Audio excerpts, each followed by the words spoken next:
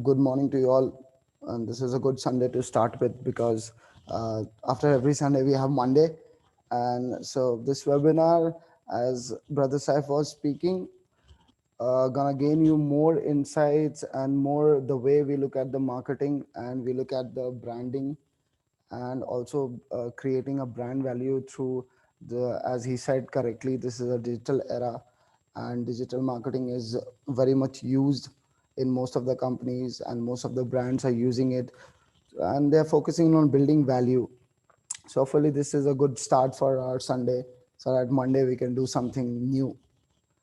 So first of all, I'll like to thank you guys also so giving me this opportunity to present on the marketing concepts and some of the very important yet basics, but very important and very what is a game changer things so that we can get the right of marketing. So that's why we have chosen this looking at the marketing needs, looking at the needs of the business and the current time what we are going into. So marketing is to compel was totally wrong, so we changed it to marketing is to impel, not to compel.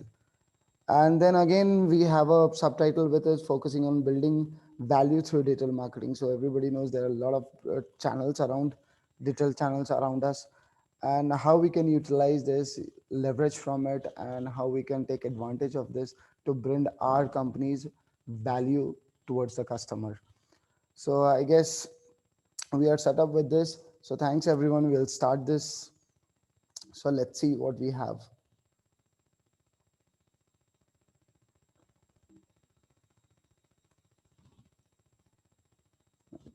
Sometimes it gets stuck.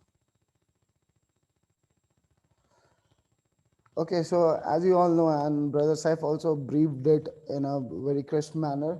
So marketing has been the lifeblood of all the business. This we all know, right? And this to grow and sustain, no matter what you sell, or what niche you are in, what domain you are in, and whatever business you do, if you are product oriented business or a service oriented business, that doesn't matter which domain you are in. It's marketing is one of the backbone of your business. So I keep giving this example to everyone whenever I get a chance to speak about marketing and things. Suppose you have a phone, you have created a awesome, suppose you are a manufacturer of a phone which is highly competitive to Apple, right? And you have a replica kind of Apple phone, and it has more features, better look, and like better everything than Apple. Okay, and you have priced it like less than 50% of what Apple costs today, any phone. Okay, but if you don't market it, if you can't bring it to the customers, if you can't bring it to the face of your customers, then everything goes for a toss, everything dies up there. So I've seen a lot of company in my 8 years of experience with digital marketing. So they had a lot of products. They had very attractive and very the products or services which can add a lot of values to their customers. But just because of the lack in marketing stuff, they couldn't succeed or they couldn't thrive in the competitive world. So that's why we call it the lifeblood of any business. So in this webinar, especially and very critically, we're going to look into depth what it takes to get your marketing right. So there are a lot of people who are marketing out. Most of the all the businesses are marketing, but they are doing in like more or less whatever they can.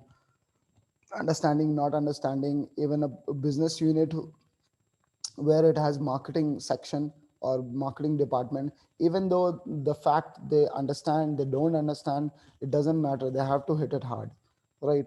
So I'm doing the marketing by understanding it something else, and doing a marketing without understanding it, it's totally different, right? So we're going to focus on what it takes to get your marketing right and how to build a value around your product and services.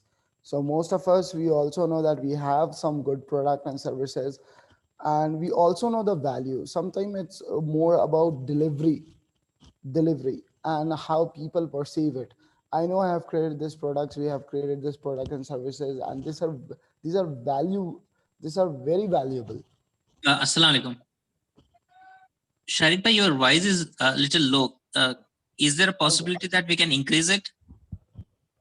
I'm on top of my volume.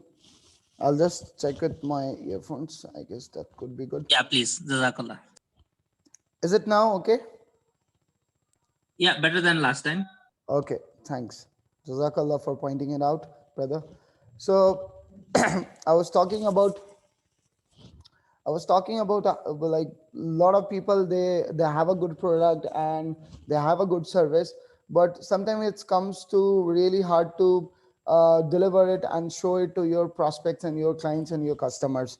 Last like I've seen a couple of companies who have good products, good services, but when it comes to articulate them into marketing, hear me properly. This is a very critical. I need your attention. So when it comes to articulate these values and the right thing which you got in your product, when it comes to articulate them in your marketing stuff, the point where you need to fit in all your value add towards your marketing stuff, whatever marketing you do, social media or banners, ad, hoardings, flyers, brochures, anything. So most of the companies I have seen, they fail there while articulating it correctly. They know, I know my company, right? You know your company, your business, and you know this is great value. This has great value. Nobody in the market is doing this. They don't have this kind of services. But still, you are the first evangelist of your business. But our focus would be making your customers the evangelist of your business. So that's how you articulate your business value adds to your customers. So that our focus in this webinar would be totally on that. So that's how we're going to build a value around your product and services through using the digital marketing channels that we have in this era. Okay, let's go to the next slide. So this is our today's agenda. So what we gonna cover in this webinar? So number one, so everything start with the beginning of things. So the, like as we all know, like if the beginning is not correct, the things doesn't fall good, right?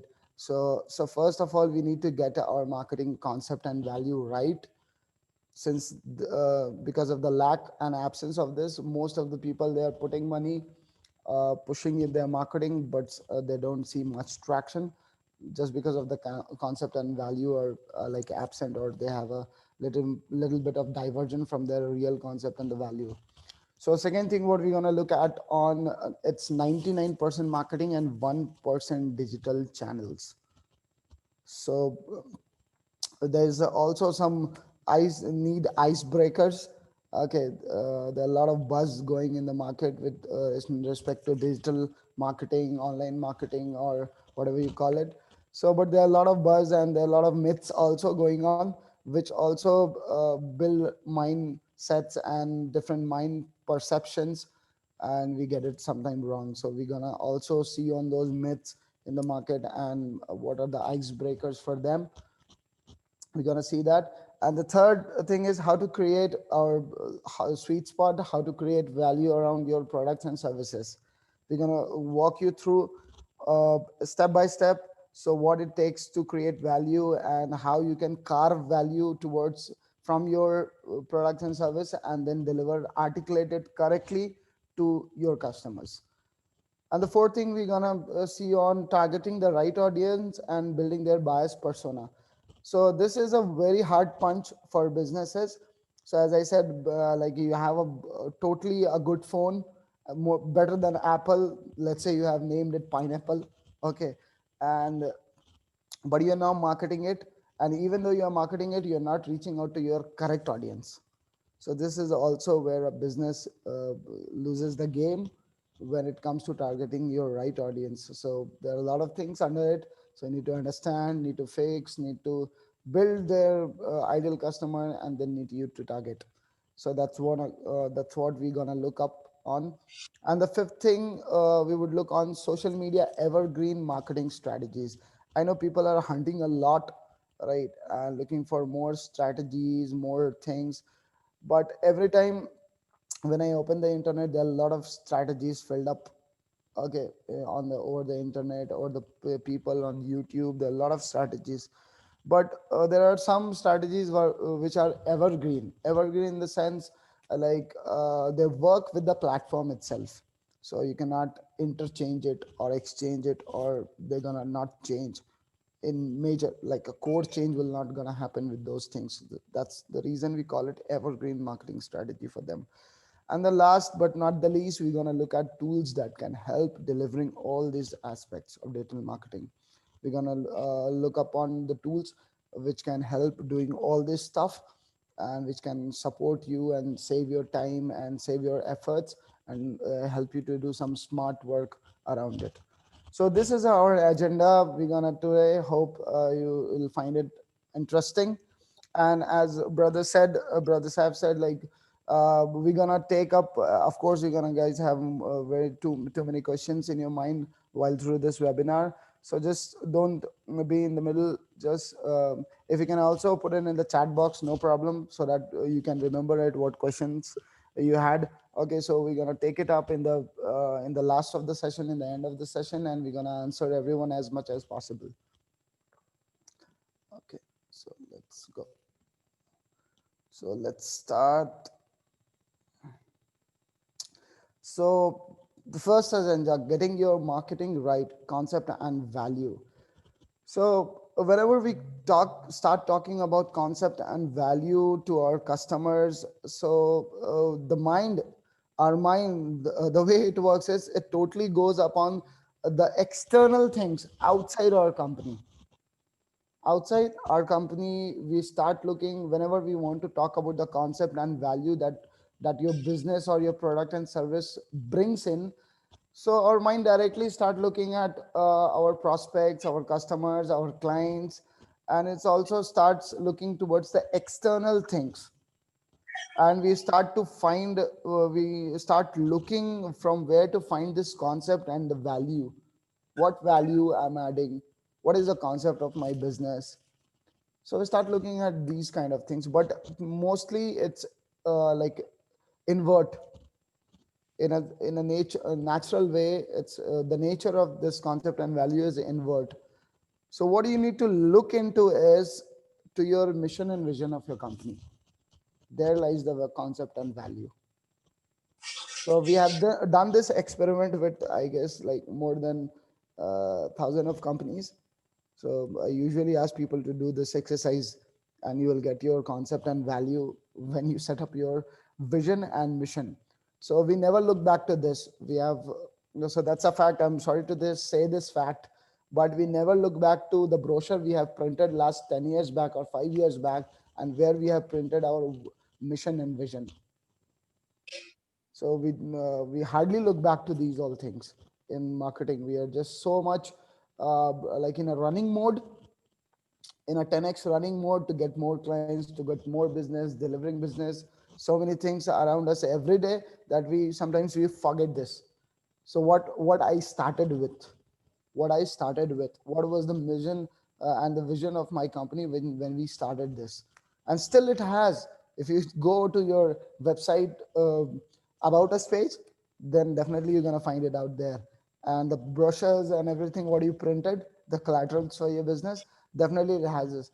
But it's hardly we get time to look on these things, and we look somewhere else to find the concept and the value. So that's where the concept and the value lies. So I've taken an example of my one of my company which I'm working with. It's called IEEE. I know most of the people have heard it, IEEE. So I've taken an example of that company so that I can explain you with the mission and vision how the concept and value lies inside. Okay, so the concept, what is the concept of my company? So let's say I'm IEEE, and my concept, I need to find my concept. What is the concept of my company? Okay, so that I can articulate it well to my customers. So it lies within our mission. So it says we foster technologies, innovations, and excellence for the benefit of humanity. We foster technological innovation and excellence for the benefit of humanity. So now my company's mission is to help technological innovations, cater them, and excellence for the benefit, bring excellence for the benefit of humanity. So this, if you turn it around, this is totally a concept that we are working on. This totally says a concept that we are working on. My concept of my company is to cater all the technological innovations, foster them, and bring excellence for the benefit of humanity. That is my total concept. Every day I should be working towards it. All my activities in my daily life, all the course of 8 hours which I'm putting into my office, is totally based on this concept. So it says concept plus value is equal to correct direction of marketing. So most of the times we don't have focus on this. So this is the concept of your business. So if you are losing into your concept of business in while in the middle of your growing your business or your daily operations, just check your mission, check your vision and mission page where it is, so that you get the again that heat of your concept, you get the momentum of your concept of your mission what you started with. So when you have this, it's going to be very easy to focus on daily day-to-day operations, and exactly you're going to deliver what is needed. So concept plus value. Value lies on the vision. So what value we are adding to the society? If you look at the vision, you get the answer. So we will be essential to the global technical community and the technical professionals everywhere, and be universally recognized for the contribution of technology and of technical professional in improving global condition. So every day IEEE is working towards what? Their vision, right? So they will be trying to be essential to the global technical community, right? And to the technical professional everywhere, and be a universal recognized for the contribution of technology. Yes, they are building technologies every day, we know, right? They're doing it so many things in the technological landscape, and of the technical professional in improving global conditions. Of course, IEEE has played a big part in increasing the current scenario and making it better to the global condition. So that's the value they're putting in. So when you add this concept plus value and you take it towards your marketing, articulate in every execution, every bit of your marketing, and every bit of marketing in the same way, it should reflect this, your mission and vision, your concept and value. So that's how you're going to put your marketing right. So mostly when we do marketing, when we let's break it down. I'm going to talk about very ground level. So when you have a executive in your company or someone who is handling social media marketing, if you go back and check what you were posting today on social media, and you try to align with this slide, hardly it matches. Hardly it matches. We cannot see the reflection of your concept and value. The customer would not be able to see what mission you are thriving, and what is your vision, what concept you're working on, and what value you're providing. So it's hardly our marketing stuff, they reflect all these things. So that's the reason we need to put it right, getting your marketing right, and concept and value, we need to add these both element, concept plus value, so that we get the correct form of marketing. The direction of the marketing should be rightly placed. And when then after putting all this stuff together and putting in the right direction, you lock it, and now now the best time to start your strategical thinking. What channels we gonna use in digital marketing, what should be our, now everything goes super simple. Now you have the idea to what to design, what should be the post of today's social media, what I'm going to post in LinkedIn today. So it defines everything. It defines everything. Sets up the whole stage for you to do stuff, and to do stuff in a right way. So I guess I need not to much exaggerate on this, and it's a very simple concept. Do this experiment, definitely you're going to get through. We have tested it like more than, I guess, 800 or 900 companies with this. concept. So you try it with this, and definitely you're gonna get through. Look into your concept and value and or mission, your company's vision and mission. Definitely you're gonna uh, put your marketing right. So next things.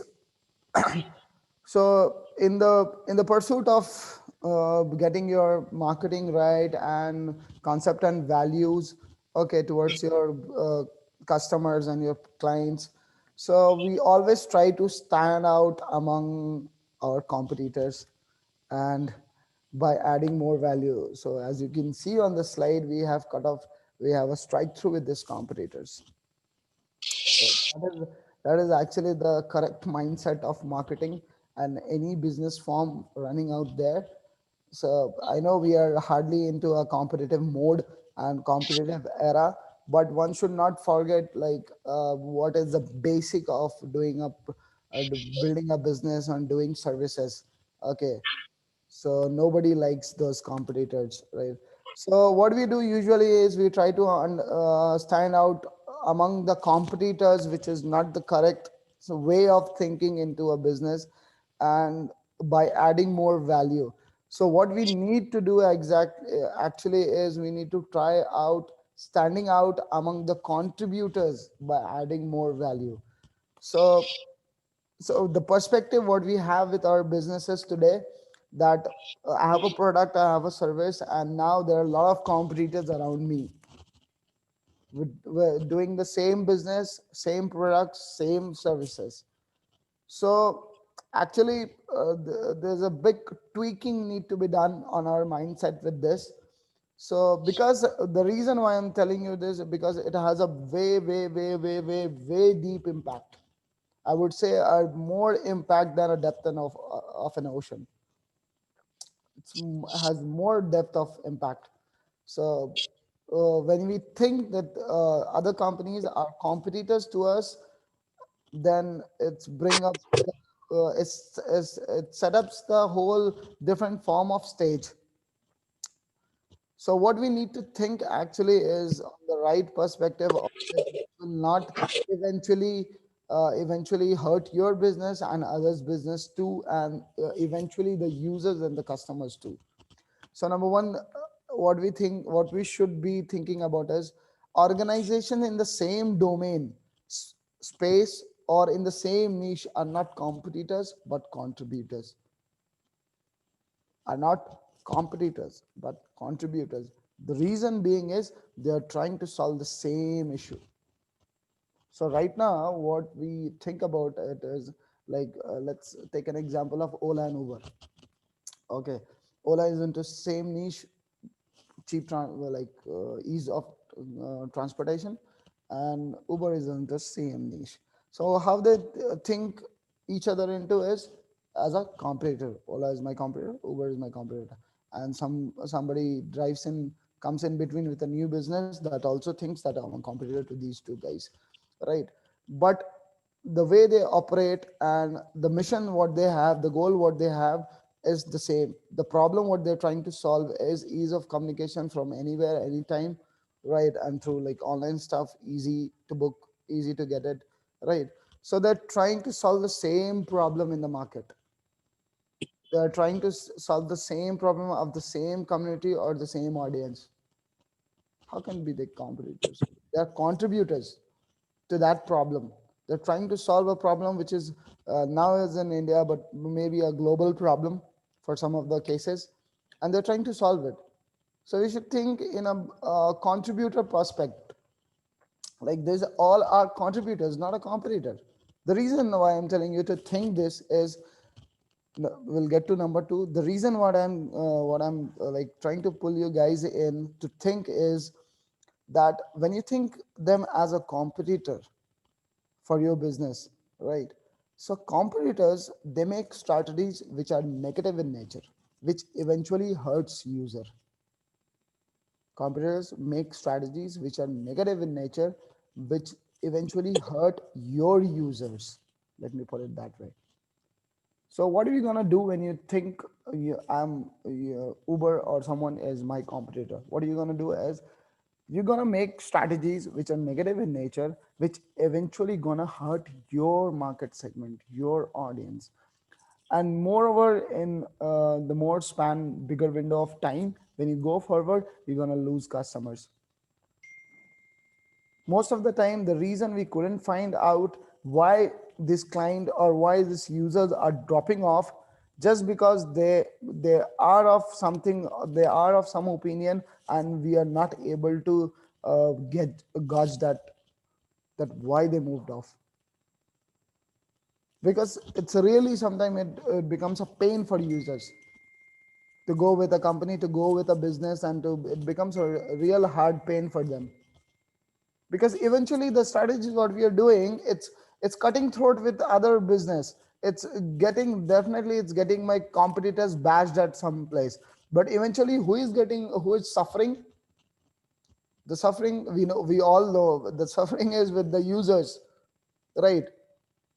For example, I'm increasing prices, there's skimming of prices, market penetration and skimming of prices. We have two companies are back and forth with pricing, and now I have brought down my pricing, right? But I have increased somewhere, I'm absorbing the cost, right? So definitely I have beaten my competitor, but who is suffering here? The users, right? And eventually it's gonna hurt them. And that's how, because you're not here to capture the competitor, but we are here to get more users, more customers. So this thinking drives our focus from our users perspective to our competitor perspective. In the place of user, now we have the competitor, so we're doing everything for them. So this should not be done. We need to work on again on this, and need to come up with different mindsets. So competitors are always, they make strategies which are negative in nature, which eventually hurts user. And more in the period of time, it's gonna hurt your business if you are doing the same. And then contributors, uh, just on the other side of it, opposite side of it, contributors make strategies which are positive in nature, which eventually benefits users. So our whole focus is on towards users, my audience. I'm dealing with my audience, my customers, what value I'm adding with them. uh, is my business looking positive to them or negative to them? It's all, at the end of the day, our users, our customers, our business clients, they matter. So whom we gonna look on? We gonna look on our users, focus on our users. So when you think yourself as a contributor to the same problem in the market, you're gonna make strategies which are positive in nature, which eventually benefits users. And when they get benefited, they're gonna stick up with you with for a long time. That's how you build a long going business. And you have the client sticks with you for a longer period, because whatever the execution is happening from your end, it's all positive. They're all positive. Sometimes I've seen in B2B market, sometimes the value which we add to the customer, right? And sometimes what we do is we pen down all the values, right? The people who are in B2B sales also, they know it. That for every product service, we jot down, we pen down everything what we are providing it to them. Whatever we are providing it to them, we pen down everything. But some of the customers, like old customers, like we have been in to business since partnership or business into like 5 years, 6 years or 10 years, they come back and saying, this is what we were getting benefit out of your company, but this is what not penned down. Okay, this was not into the pen and paper, but we realized it later that this was also one of the benefit advantage of your business, of our partnership. That was not into pen and papers, we never agreed on that. But they say, sometimes they come back and they say, "Okay, this is kind of something we realized later point of time, after like 3 years working or 4 years working with you." So because everything was positive, and it's a continuous process of adding values. So this is how we need to think. And the fourth point what I'm going to make it is, In the pursuit to stand out among the competitors, one will try to add more value to the end users. When you think that you are a contributor to that problem, what you're gonna do is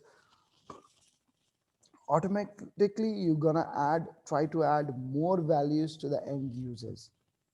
It's as simple as that. It's all about the mindset of marketing. It's all about it. Everything in marketing lies what goes in the head. What you see there, it's from the head. When things are correct in your head, it reflects on your social media, on your Google ads, on your email marketing, on every aspect of your marketing in business. It shows up. So that's how we're gonna think over it. I guess my voice is echoing somewhere. Not a problem. We're gonna move to next slide. That is the next topic actually. So the second topic, what we have picked up is 99% marketing and 1% of digital channels, right? What do I mean from this is, like, we in the previous slides we have been talking about value addition and how to bring concept and value to make your marketing right. So this defines the same thing. Okay, that defines the same mindset. So digital marketing, as we also know, it started from, like, in India it's have been around 10 not 11th year, I guess. 2000 it started with the buzzword called internet marketing and digital marketing, right? And in Delhi there was the first institute who started training with digital marketing courses.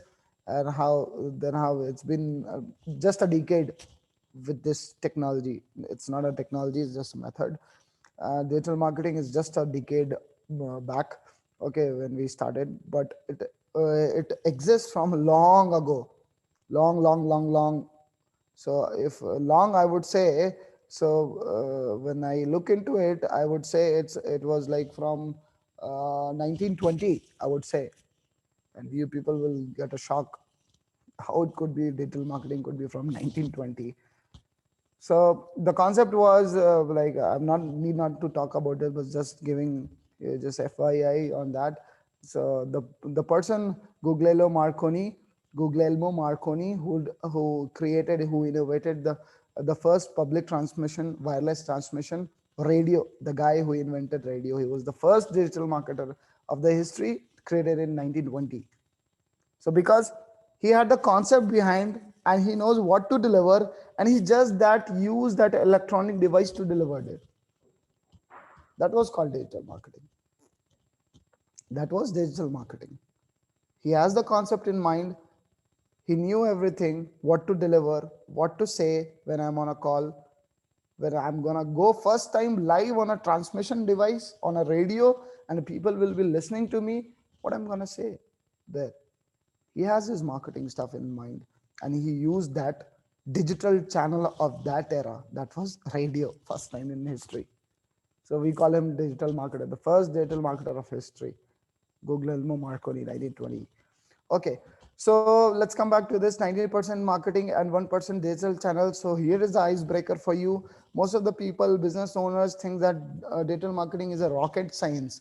We're gonna put up ads, do social media marketing stuff, email marketing, SEO. Oh my God, this is the biggest one, icebreaker for me also. So SEO, and when you do this stuff, your business gonna boom up. Yes, definitely digital marketing is made for that, to bring to for bringing growth to business. It's a form of business, and it's the most awesome form out there to grow your business. But at the same time, it doesn't work with only the digital channels. It doesn't work only with the digital channels. And just setting up an ad on Facebook or LinkedIn will not help you to grow your business. Companies are burning millions of money on social media, ad budgets, Google ad budgets, and on LinkedIn budgets.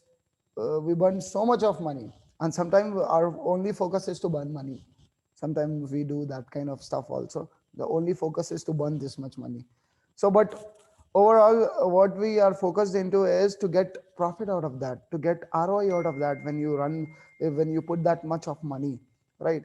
But just setting up these ad campaigns will not get you anything, will not get you the right result what you're looking for. Sorry, I just changed it.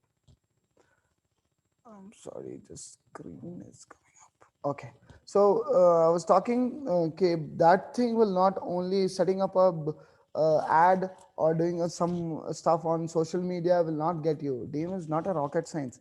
It's just a digital channel. So that's why I always say, so it's 99% marketing concepts behind it and 1% execution from digital channels. 1% of execution from digital channels. For some of the campaigns, it takes a lot of effort and lot of thinking required. So I remember one of the company I was working with in past, which is called Flinto Box, and add some of the views and shares on this. And then, so what was happening there was, like it took months to design one campaign, one ad campaign, to think the concept, the value, the strategy, the audience, the pitch, everything, the whole marketing mechanism behind it. It took a whole month to execute one campaign. At times it happens because everything is dependent on the concept of the marketing. I can be like marketers, when a digital marketing executive or a manager, or like it takes 10 minutes to set up an ads, not more than 10 minutes, less than 10 minutes to set up and activate and start running the ad on Facebook or LinkedIn or anywhere, Google Ads or anything. But it takes more than that. It's not about the setup that we do on the platform, it about the concept that we have thought what we're going to do. So here is one example from one of the airline company. I got this ad on some social media and I was thinking about it, an ad from an airline company. So what airline company sells? Flight ticket, right? They don't sell the location where you're going, your destination, right? So but what they have put it in their marketing, their ad is, so this is the caption, top caption is by us: remember, they're buying the destination, not the plane ticket. So what they are showing out there is the destination which you are interested in. Right? They're showing you the destination, the beautiful sea, the blue sea, right? And all the huts where you can relax, right? So they're showing you what you get out of this purchase. They're showing you what. So when people are buying it for Maldives, then definitely what they have in mind, your customers, what they have in mind, the beaches of Maldives, the best beaches of Maldives, the blue color of the water, the pina colada on the beach side, right? They have these all mindsets when they are looking for this. So if you're selling them directly the ticket, with ticket is like 10K or 13K, definitely it's not gonna trigger them. What gonna trigger them, when along with your ticket, just keep it ticket, you're covering the ticket with a image showing them this this beautiful site. So it totally syncs up with your customer. Oh, this is what I'm gonna get. This is the blue beach I was thinking about in my dreams. This is what I'm gonna get. So you need to sync up with your customers. You need to sync up with your customer's mind, what stage of mind, what state of mind your customer is, your user is, what they think, what they're trying to do, what they're trying to achieve, what their dreams are.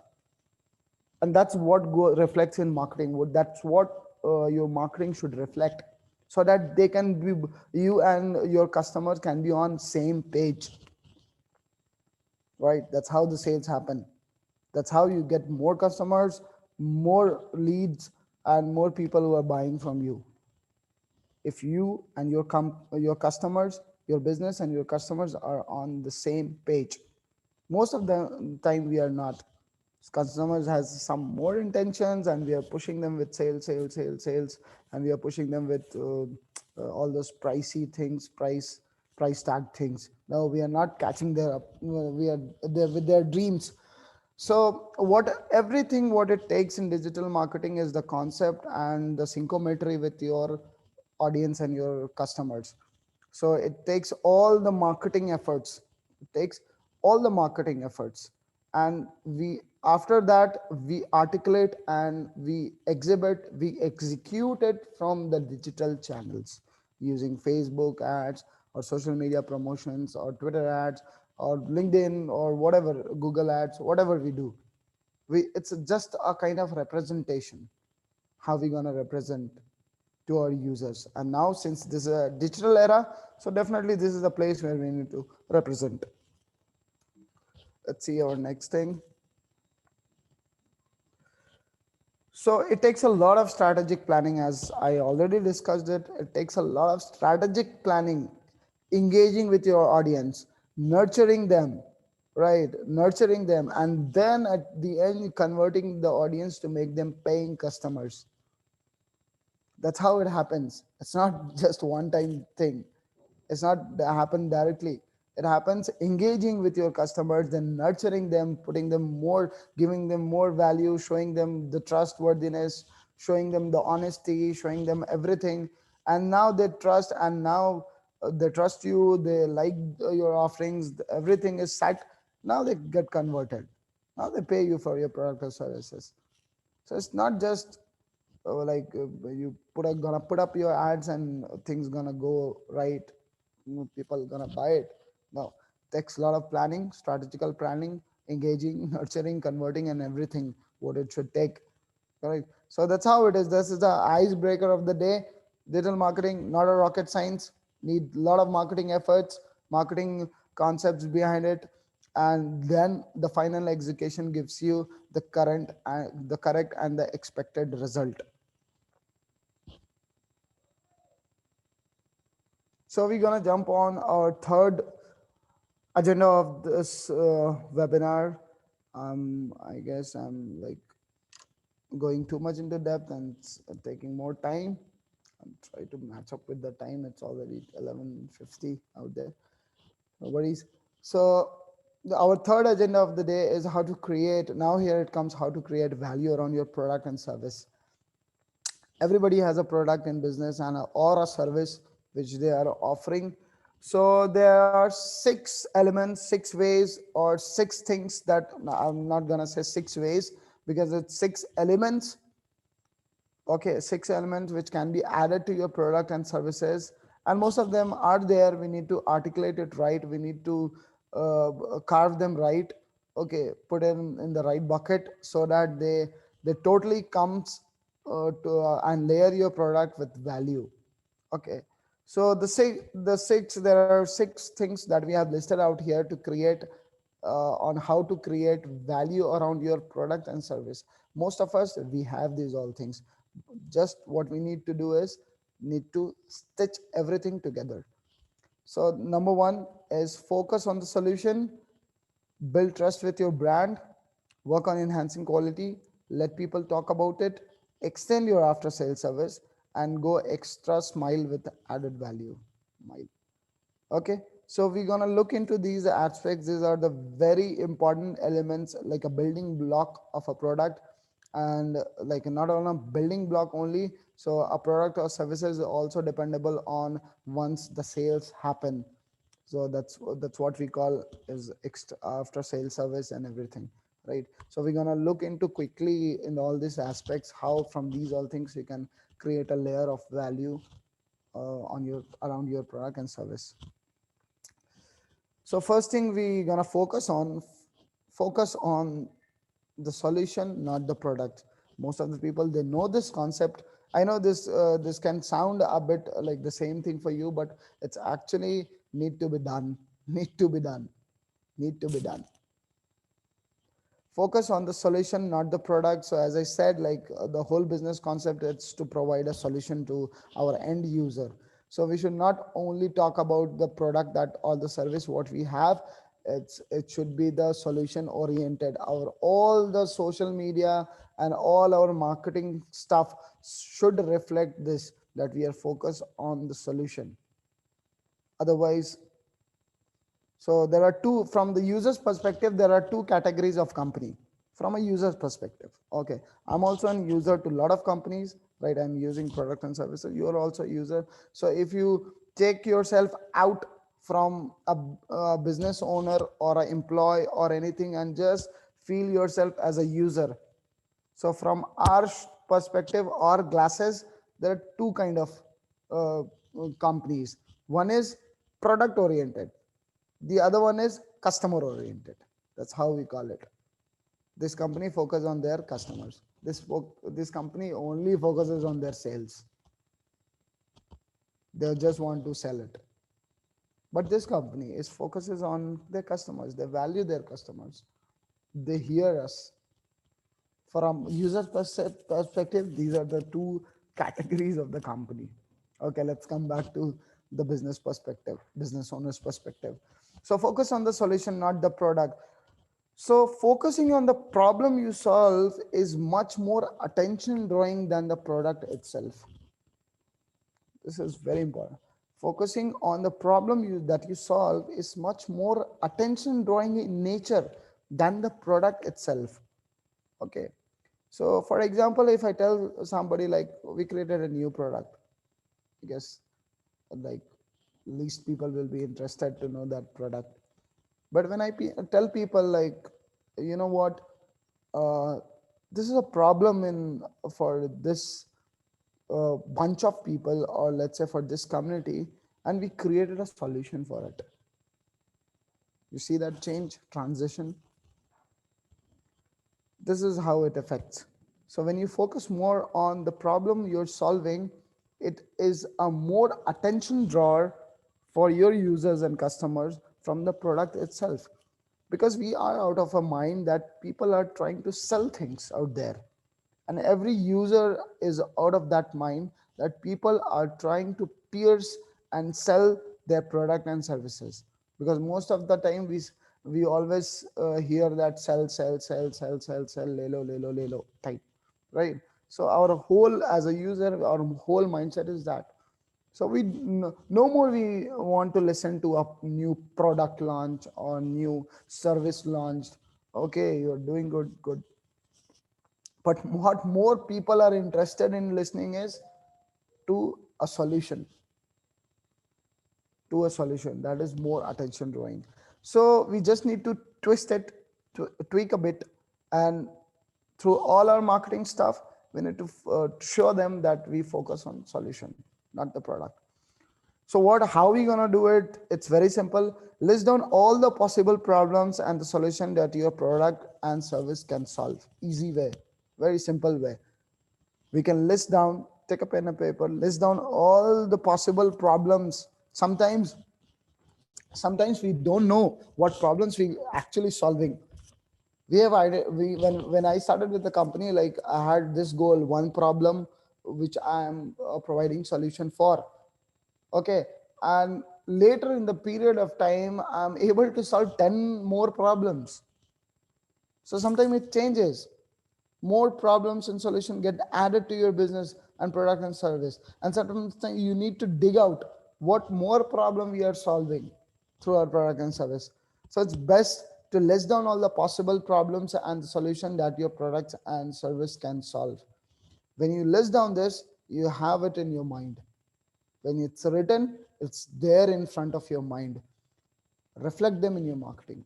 When you plan your strategies of marketing, when you plan your social media, when you plan your ads, try to reflect all these solutions, whatever you are trying to solve. Okay.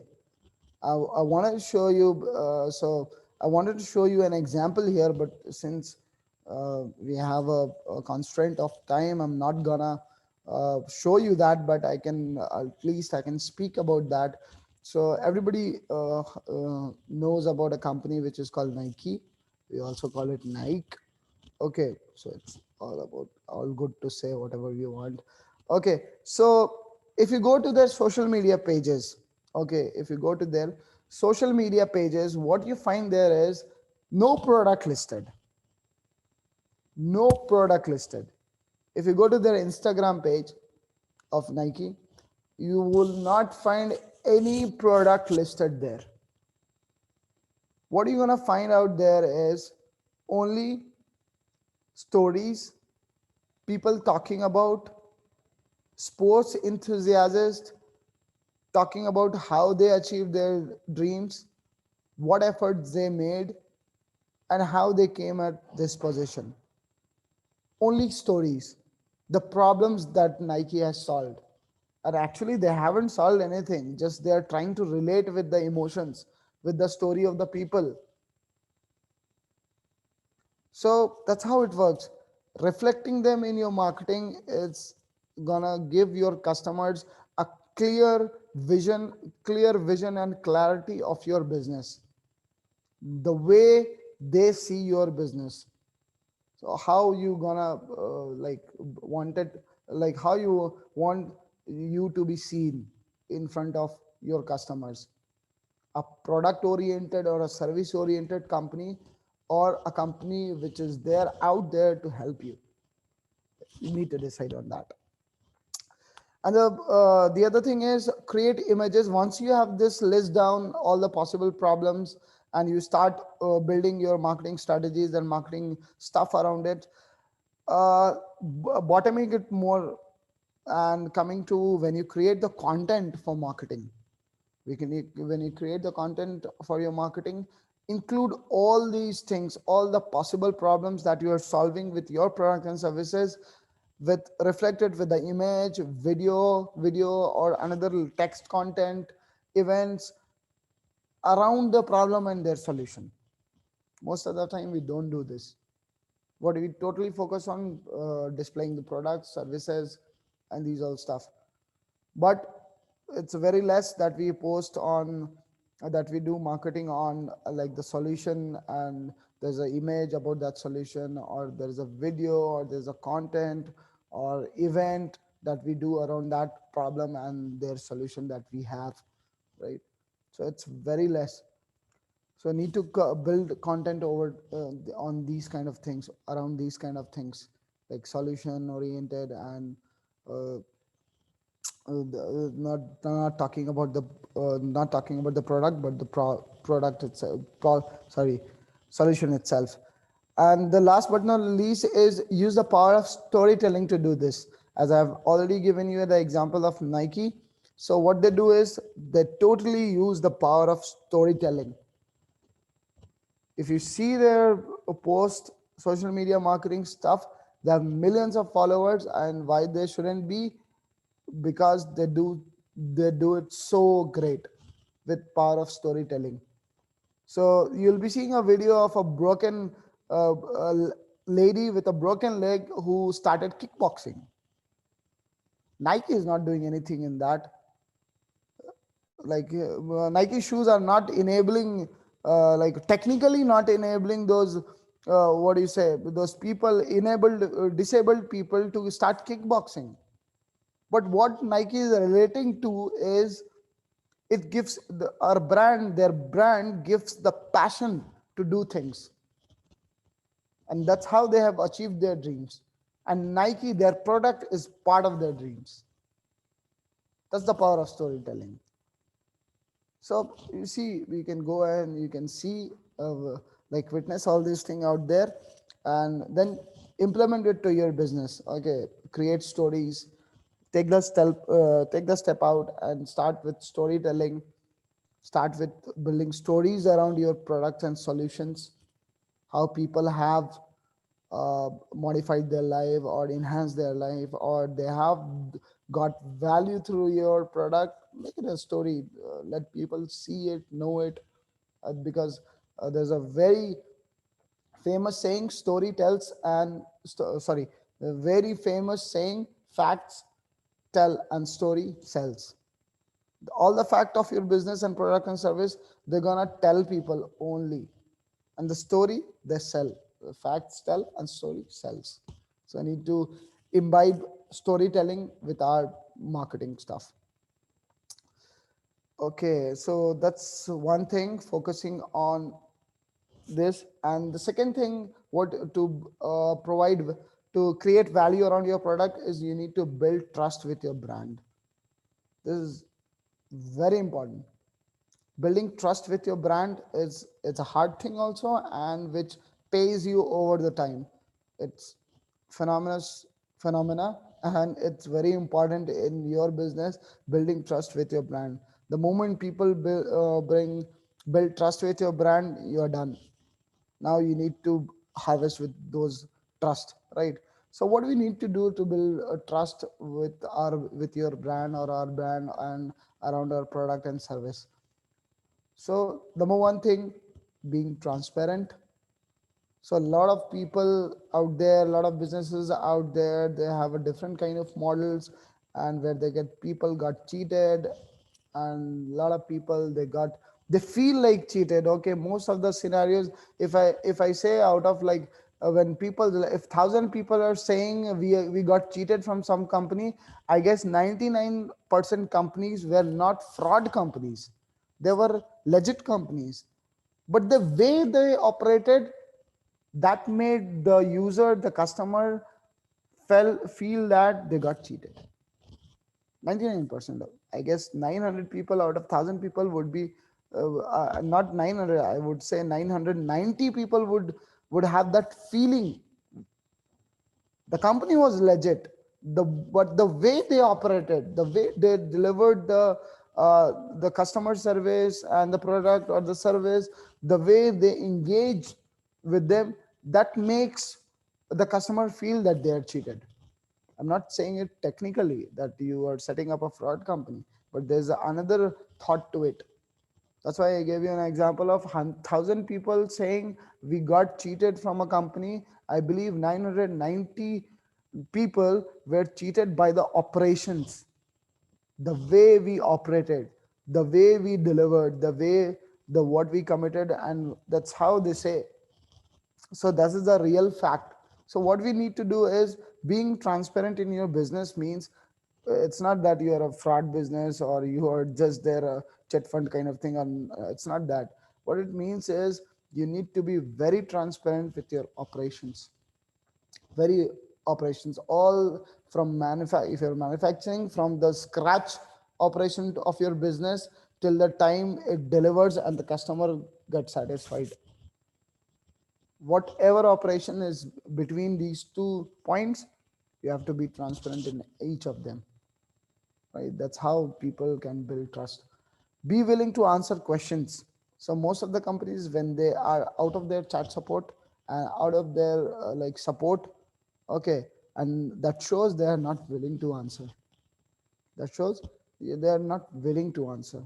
So show them that you are willing to answer their questions. And how we going to show them? By making yourself available on multiple platforms.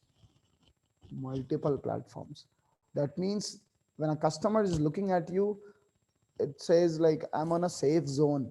I can, if something goes wrong, I can contact them by call center, the call support, their email support, and now WhatsApp. I can ping them directly on WhatsApp. Now they have this satisfaction on their heart. This is a company I can reach out very easily. They respond to us in a very quick manner. So I guess a long year back, when Twitter was started, Tesla was one of the first company who started their chat support using Twitter. See how simple it is.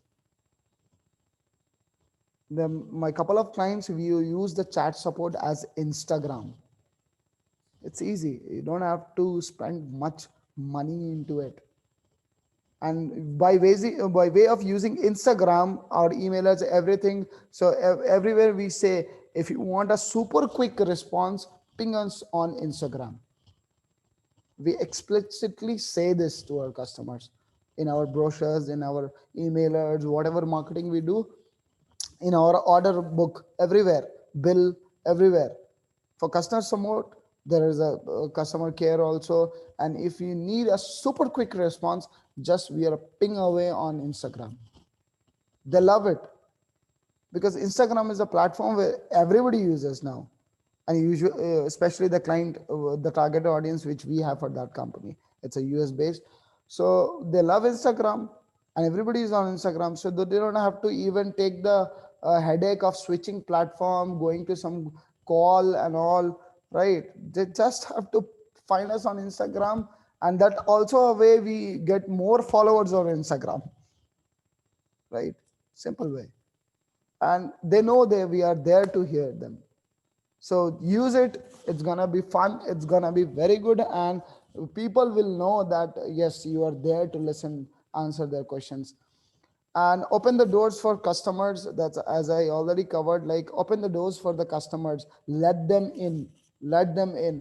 Include people when you are like, as you are manufacturing or anything, include people, include your customer in your manufacturing process at a insight level, or a production building level, or a product binding level, or up in the product cycle, or whatever, or you starting off a new project, let them know, let them know that you are starting off with a new project, new thing, a new product in the market, or the new customer in the market, or sorry, the new service in the market. Let them know, open the doors for the customers. This shows the transparency that you are open here, you're not gonna run away with things. And the next thing is show your human mind, human side of it. Human side, how you gonna show human? So most of the time what happens is like it's more towards people, they think it's a company and we are humans.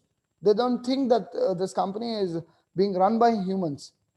So showing human side, that we are also human and we care for your we care for what the things you care for. Showing that is really important to build trust. So what, how you can do this? Easy way: personalize your communication with customers. Personalizing your communication whenever you get a chance to talk to your customers, personalize them, talk as a human, don't talk as an entity or a like a company. Like formalization, yes, of course there has to be a formal level also, but at the same time you need to go personal with them, personalizing them. Don't talk as an entity, don't talk as an like a what do you say, like an entity or a corporate or anything. Like, yeah, they are good at, when it comes to legal things, definitely we are entities, right? But when it comes to interacting with customers, definitely we are also humans. So personalize your communication with customers, tell stories about your business. This is what something we are afraid to do: telling story about your business. So when we so most of the people, they think that when we have success, then we have stories to tell, right? Until now I'm a startup, we are just starting off, we don't have much successes, we don't have a much track record. What story are we going to tell? No, this is the wrong perception, because people out, your customers there, are listen to everything what you want to say. Okay, and that's how they relate to you, right? So also you can tell them your success stories, your losses, even sad moments of your company and happy moments of your company, behind the scenes, what is going on. You have seen this a lot of times. I see a company every time. There's a company called Urban Ladder. Okay, they came up with this new product called what is called the new, where you can buy, you can customize your furniture, and you can, like, it's a pre-order thing. So Apollo, right? This name is Apollo Infinity. So where you can customize online, you can customize your furniture with color, with everything, right? So I've seen them doing a lot of behind the scenes video, and now you're seeing it, Ola, Uber, people are doing it, right? They're telling the behind the scenes stories. The owner is coming on board on the camera, and he's narrating a story, how they started, what challenges they faced, and how they cope up with that, how the team worked. You see with all those big brands that do it, right? So even though you are a small brand or a medium scale or any scale, it doesn't matter. When it's come to building trust, your customers need to connect with you, and the best way to connect with them is emotions. That's what ties your customers with your brand. And the last but not the least, when you do mistakes, own it. Simple way. When you are doing mistakes, you just own it. Tell the customer that we did it. Mostly we are trying a debating conversation. Mostly my sales guy will handle it, and the way they handle it's like God help them with this. But when you do a mistake, you own it and try to compensate it with some. So you would have seen an example of like companies like Amazon and all. Sometimes what they do, they when they do big mistakes, they try to compensate it by giving you offer or a gift coupon or something. They reward you for that because they own their mistake. They own the mistake they did and they try to compensate, so that even though you have done something unintentionally, you have done a mistake with your customer, but still you need to carry the same brand, the trust with them. So you need to compensate. The moment you own it, they are relaxed. The moment you don't own it, you debate, it's gone. The trust is gone. So for building trust, it's very important, and to maintain the trust what you have built, also it's very important to own the mistakes. So this is how you're gonna build up. These all are action items. What I am talking about, they are not anything which is like out of this world. So you can start implementing this from, like as said, today's Sunday, right away from Monday.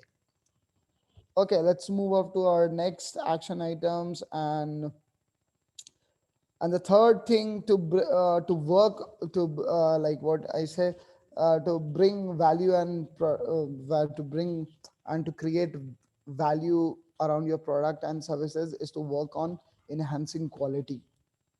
When I say enhancing quality, it's not the product and service itself, but a lot of things around it, which is covering your product and service as a whole. Okay, it's also the operations. So increase your product and service quality, stand ahead of your competitors. Okay, so the first step what we need to do is we need to look into our competitors and contributors. As I said, we need to look on their quantity and quality, what they serve in the market. Okay, so we believe that this is something we have seen in this in a decade, the kind of decade, right? The moment you bring a product or services better than your competitor or contributor, your 60%, 60 to 70 percent competitors are dead at that point of time. The moment you increase your quality of your product, you bring a better product, better service than your competitors in the market, the moment you do it, your 60-70% marketing are solved, have been taken care just by your product, just by your product, because you worked hard on the product. So now it's paying off. So it's very important to keep on to your contributors in the market and see what product and service they have and how we gonna get ahead of it. How we so being ahead gives you another level of confidence in the market. And in the marketing, we have seen that charm. In marketing, when you have a product in the world which nobody owns, the charm of marketing is totally different. And when you have a product where we are like sugar coating things, we are sugar coating, it's not that best, but we are just sugar coating it with this is the best product on the planet, then we don't have that marketing charm, the the confidence. And because at the heart we know what it is. So always rely, the first step is, the first fix what you need to do is with your product or service, enhance it. Try enhancing it with the quality. To do this, it's a simple method: research on your competitors and understand their customers' pain point. You need to research on your competitors and understand their customers' pain point. I'm not saying pain point, but their customers' pain point, right? So right now, let's say you have competitors and they are serving to your target audience. Definitely they're gonna have some pain points with that those companies, right? Look for those points, what they are pissed off with, what they are pissed off with. Your competitor is selling them, you have the same product, but your competitor got a chance to sell it there, right? Look at the pain points. What are the pain points your customer, your audience is facing with your competitors? Okay, the moment you have those all pain points researched, then try to eliminate those pain points of customers by adding those solution to your product. That's a value add. Eliminate those pain points of customers by adding those solution to your product. Now your product is enhanced. By taking this product or services, I'm like held with this company, I'm pissed off, this is my pain point. But when I take your company's product or service, all my pain points, they are gone. Because what you have done is you have bridged that gap, you have taken care of those pain points which I had. Now I'll be more loyal to your company. So that's how it works. Research, get into your competitors product, see what pain points their customers have with them, all the sorrows, all the grievances that they have with your competitors product. Try to enhance and implement them on your the solution, not the problem, I'm saying. Okay, so this is the best way to enhance quality. Increase the quality of our customer service. So as I said, this is not only limited to the product and services, but it also covers around things which are surrounding customer service, which is very important. Increase the quality of your customer service. Quality over quantity is what we are looking for. Quality over quantity. Most of the times when we think about customer service, we try to address more and more people, problems of more and more people. That is also important, but over the time what we do is focusing on the quantity, like we should be addressing a lot of people, all our customers. These days we lower the quality of it, right? We are not able to give much focus, much time to each our customer, and everybody is a valued customer. Don't think only people buying high ticket things are valued customers. Let's say you have 10 products of your company, and the people who are buying all the expensive products, they are the valued customers. No, the people who are buying the initial products, they are the most valued customers, because they have a long journey to go, and you need to the close, and you need to close the sales cycles with them, and making them buy all the products of your company. They are also valued, they are also important. You need to think on maintaining quality with them also. So increase your quality of customer services and make everyone feel special out there by hearing what your competitors don't want to hear from their customers. This is a very good what do you say, reversal strategy. Hear what your competitors don't want to hear from their customers, right? Most of the companies, they do this. They don't want to hear like all those like the negative things about their services and product and everything what they have done from their customers, right? So they have a frustration. Customers, they have in their heart, they want to speak, they want to let out. Sometimes it happens very generously, it happens. Okay, when a company, when I was used to do work in Flipkart for in customer acquisition back in 2014 or 13, somewhere there. So usually people used to complain about Amazon, Flipkart competitors, right? They're talking to Flipkart, right? And whom they are complaining about? They're complaining about Amazon. Why? Because they have to say something from the company where they have bought something, but they are not ready to listen.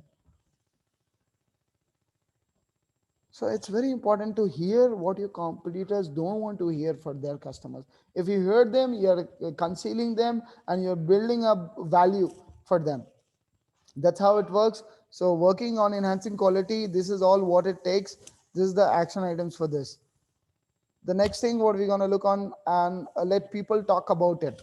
So this is the next step towards building value and focus on your building value through your products and service. Let people talk about it. It's very important, excuse me, it's very important to let your customers talk about it. Okay, just give me a sec. Okay, so it's very important to uh, let people talk about it. A lot of times the marketing guy, the sales guy, the owner, the CEO, the founder, everyone talks about their company. And but what is important, what people care about, is the customers talking about your company, the users talking about your company. That is more important. So we need to focus on UGC. UGC is user generated content. Okay, what it is, the all form of reviews, testimonials, comments, views, stars, whatever we see on online these days, these are categorized under UGC, user generated content. These are created by user. So one user generated content has more weight than 10 people of the company talking about it. You see the weight? One customer talking about your company and your product manager talking about your company. It has different weight for customers. So more than 90% of sales on e-commerce sites happen after seeing the reviews, ratings, and the testimonials. Now it's very viable. Whenever you are shopping on Amazon for a product, what do you see first? After the pricing and the details, you see the reviews of it, what people who have taken it are seeing it, what they are saying. So it's a UGC, it's a user generated content out there that you believe. You don't believe what Amazon is telling about this. It has this, it has this, the dimension is this, the price is this, you will get this, you will get this, you will get that. These are the descriptions of product, right? You don't care about it, what Amazon is telling about that. What I'm cared about is what are the people who have taken, who have bought this product, what they are saying. You directly scroll to the bottom of the page and you see what is the reviews and ratings for this product, what people are saying about it. That what matters. So we need to focus on more user generated content. Okay, so how we can do this? Create social media groups for discussion and enhancements. A lot of time we have done this around your product. Create a social media group, maybe Facebook or LinkedIn or anywhere. You create a social media group for discussion and enhancement. How you can enhance? Let people talk about it, your product. It's the second thing that what we're gonna implement as viable to our company, right? It's the secondary item that what we're gonna implement from there, which whatever fits for our company, right? Everything is not possible, but it's very important to at least take those reviews. So create this, create a discussion, open a discussion room or whatever you can do with the social groups, create social media groups on Facebook, LinkedIn, and let people talk about your product, what they think, what they do, what you can enhance. At least you are there to when people are talking, right? You can mend things. If you just go away, your customers are talking, but you cannot do anything about it, right? So it's very important to be there. Make people your brand advocate through adding them more value. Okay, sometimes it's a very excellent form of marketing. So we start people, like we start with customers and make them our brand advocate through adding them more value. Sometimes what we do is when people start talking, they become the brand advocate, they become the advocate of their brand. But when uh, like it's only happen when they are 100% satisfied with your company, with your product or service, when they have seen the value. So usually Apple says, right, 90% of their customers, 90, not 90, it was some research, it was, I was reading some plus 95, 95% of the Apple user or the iOS users, they never go back to Android. What is the reason? They're paying more. because the value which the phone, this iOS system, the phone brings to the table for their customers is like overwhelming. It's overwhelming. The people who are using it, they know it. Like you are you are like showered with the features which it gives. So many, right? It helps you in so many ways, right? So we are overwhelmed with that company, with that brand. And whenever if you see a person owning an iPhone or a MacBook, then definitely they never miss out branding it. If you ask them, if they ever get a chance to tell about it, speak about it, definitely they're gonna do it. Because what, Apple have made them their brand advocate through adding them so many values. So this is what we need to do. So easy way to do it, how you can do it is send your sample products to social influencers. Okay, we know influencers, there are a lot of influencers, celebrity and all, but there are some people who are called social influencers. They're not celebrity, but what they are is they do a lot of social influencing. They do a lot of social influencing. So get people on your niche, in your niche. Look at who are the people in your niche. So and they are the influencers out there on social media. Like for example, if you are a manufacturer of a phone or manufacturer of a electronic device or a gadget, like an electronic consumer good gadget, then everybody has heard about Technical Guruji on YouTube, right? He's not a celebrity, but he's a social influencer. He's a YouTuber. He's a social influencer. And how, why he's doing all those stuff, and why he's unboxing so many stuff, the companies are utilizing it for those, what do you say, for the traction, the followers which he has. He's an influencer. So same thing you can do. You need not to go with very high, but you can at least, like if you are not able to go to that high, what you can do is you can, instead of one, what you can have is you can look at 10 people or 5 people of moderate level of influences, right? The effect is same again then, right? So send your sample products also to those social influencers, or your trial version, or if you're a tangible product, sample products. If you have a software, send them the free trials, demo products, whatever you can give them, and let them check it out. Share them the video, ask them for the reviews and unboxing. So this is how their audience and that influencer can start talking about it, and that's how the people start talking about it. So this is how you can make people talk about your product or services. So I guess this is the second last one in this topic under value addition. Extend your after sales service. Extend your after sales service. Most of the time, after sales service are when I mean after sales service. When I'm saying this, it doesn't mean that you have to be on the call with the customer. No, it's not that.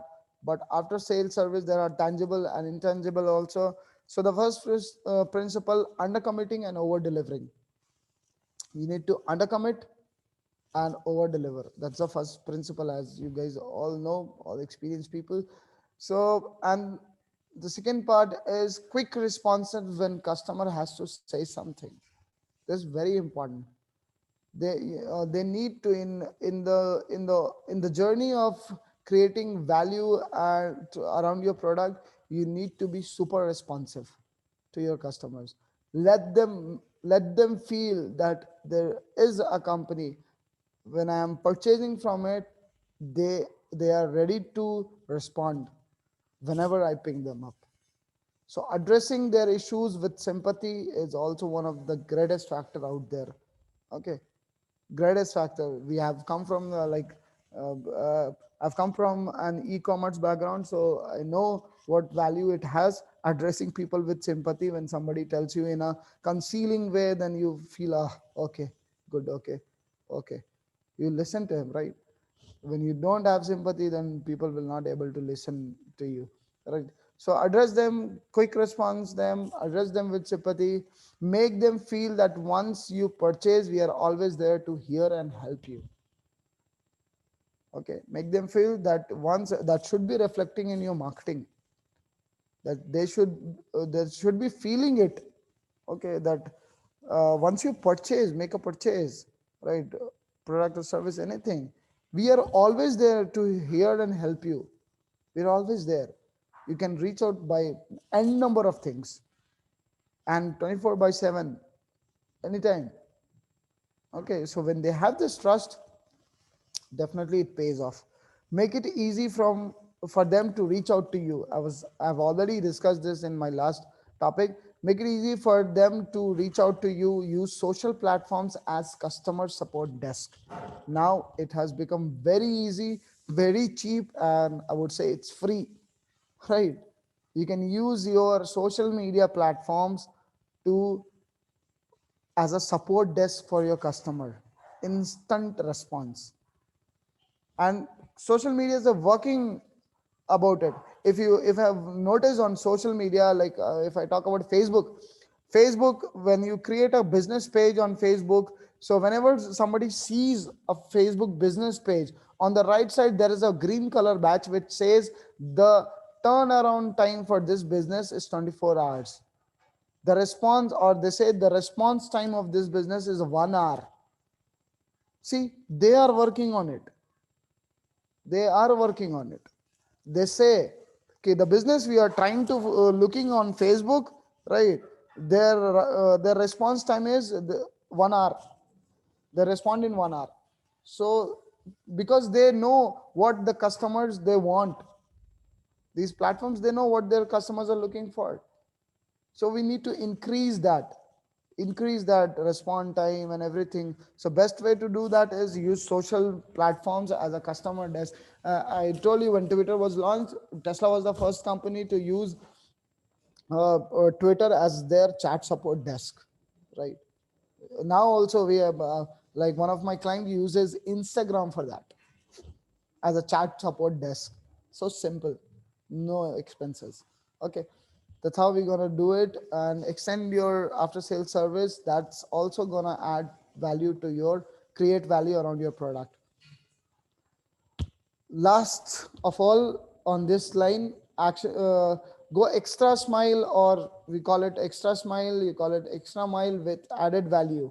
Okay, so around your product and service, to bring out the value with your product and service, it has to be like very you need to go extra mile with your added value also.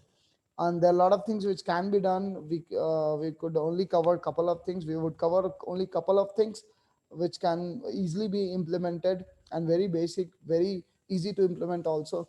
So club side product services with your main product and services for free, right? This is one of the greatest things.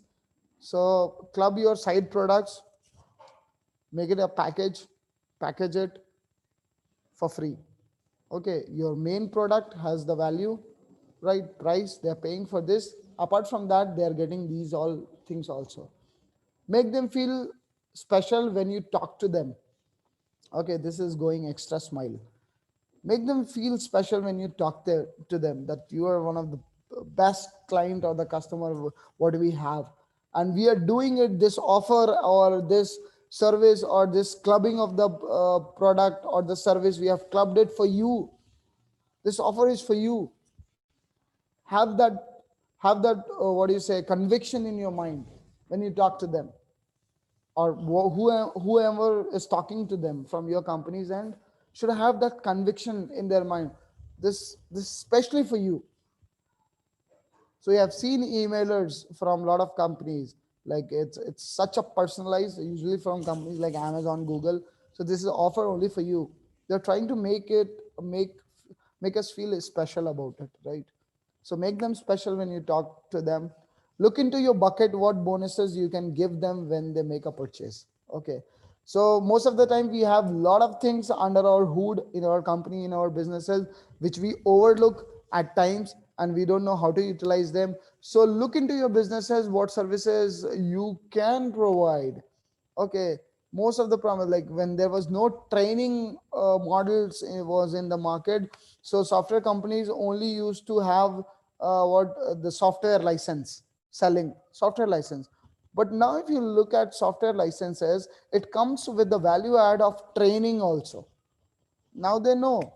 And this was from before the moment they created the software, this training materials were in the bucket of their company, but they were not utilizing it. Now they understood, and now they are, so software licenses comes with the training package. You buy the package, you buy the license, you get training also for 2 people, 3 people. That's how SaaS models are, right? So you need to look into your bucket, what bonuses, what extra with the purchase I can club, what I can give to them, what I can offer to them, extended service, or extra like extra access or something like that.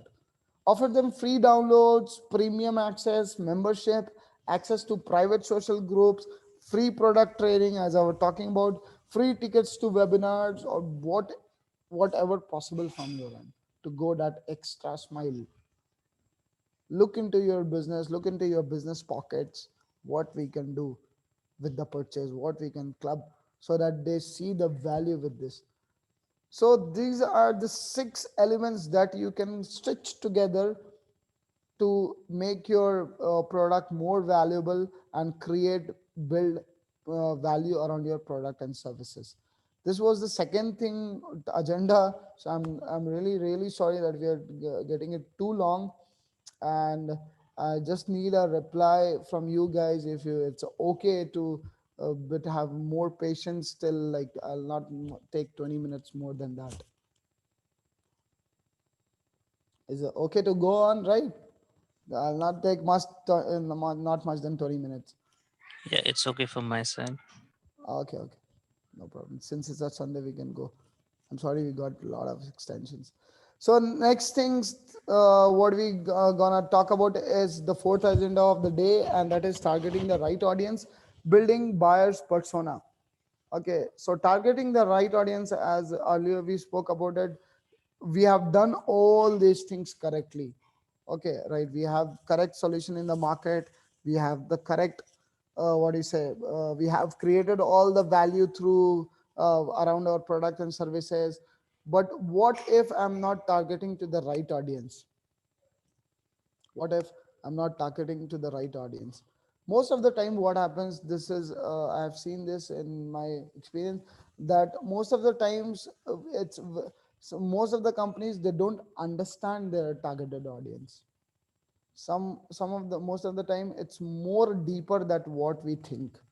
Okay, it's more deeper than what we think. So targeting the right audience not only means that we know, okay, I have a product which is like a, let's say it's a bag, college bag, so it's for students. That's not targeting.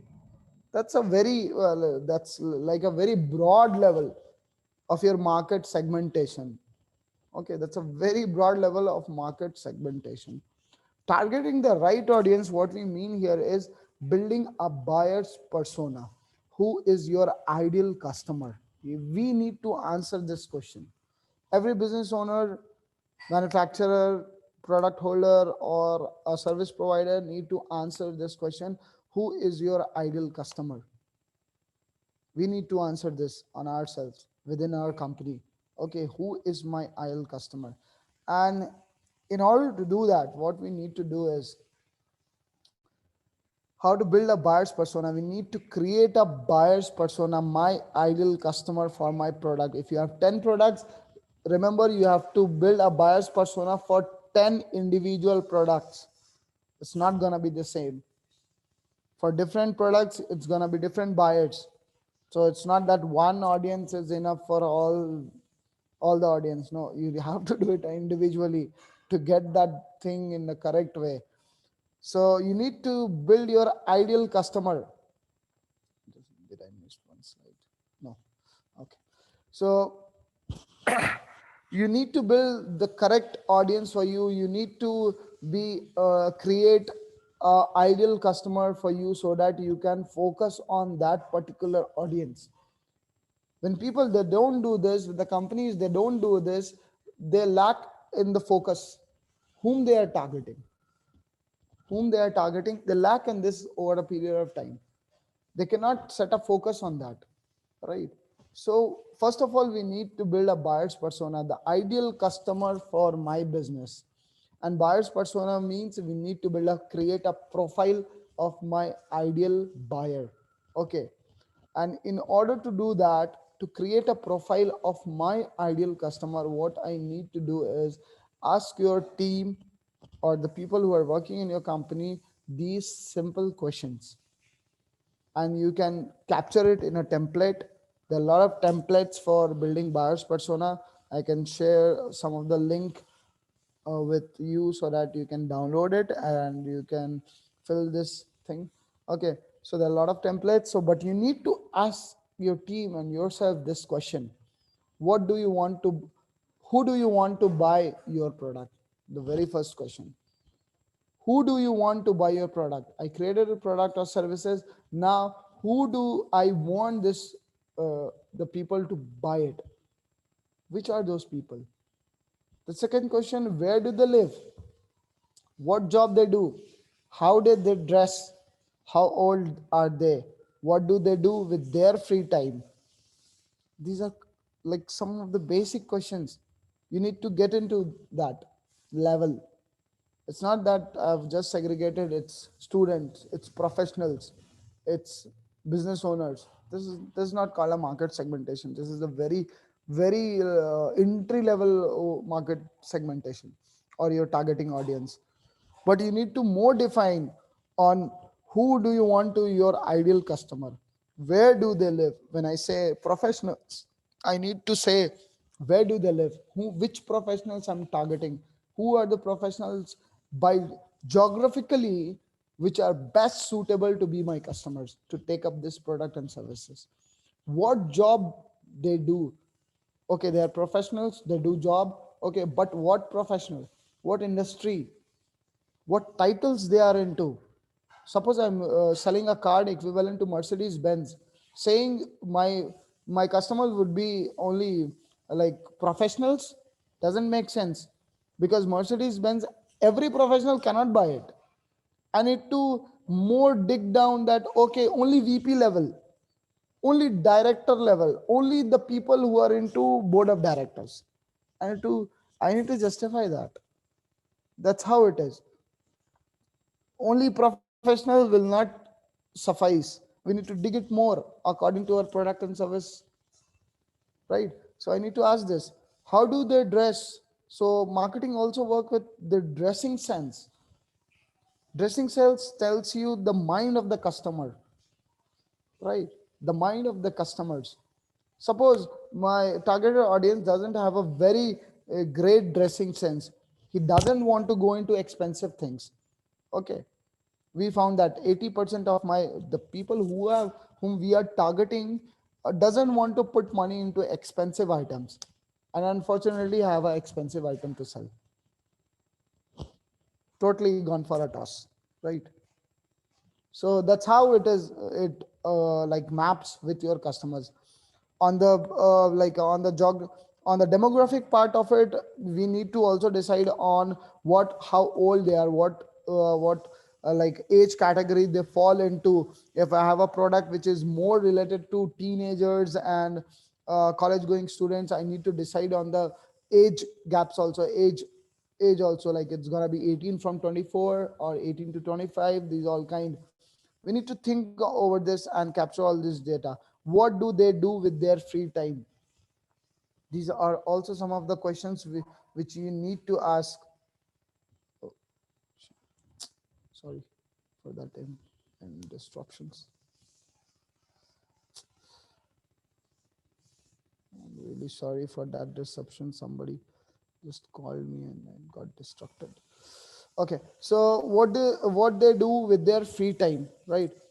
So we need to know about our customers on this level, what they do in the free time, so that if they go to amusement park, I should have a hoarding there. Correct? That in a simple, in just a simple way, I'm saying. At least if my target customers they go in the free time in the weekends, they go to Wonderla, I should have a hoarding there. Forget about digital marketing, just talking about marketing. That's how it synchronizes with your customers. right? So to capture all these details and all to build that ideal customer for your product and services, you use a template to capture. There are a lot of buyers persona template. Okay, so this is how it looks like. So this is my ideal customer. So there are a lot of things which you can capture apart from this. So it depends on product to product. And so there are also products where there is a need to capture their goals. So suppose you are a life trainer, right? Life trainer, personal coaching. You need to know your customers, your end customer, your targeted audience goals. What are their life goals? So that you can work it accordingly, you can pitch it, you can market it accordingly to their goals. Pain points: age, gender, marital status, location, education, occupation, annual income even matters. So you remember the uh, like uh, when I gave the example of this a card equivalent to Mercedes Benz, right? So I need to tap into the annual income of the people whom I'm targeting.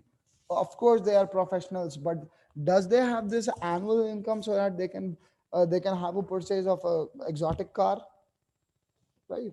I need to look into these aspects.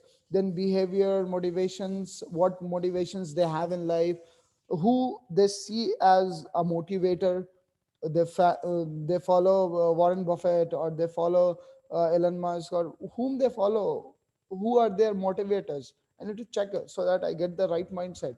Channels what they see, devices what they use, key strategy. So there are a lot of, you can customize it with your needs, with your in respect to your products and services, and you can create this. The first step is to create the buyer's persona. Capture all these details, put it into a template, and every day you should have this is in your front, whom we are targeting. So that's so that was about my like creating the buyer's persona and targeting the right audience. It's very important to do that.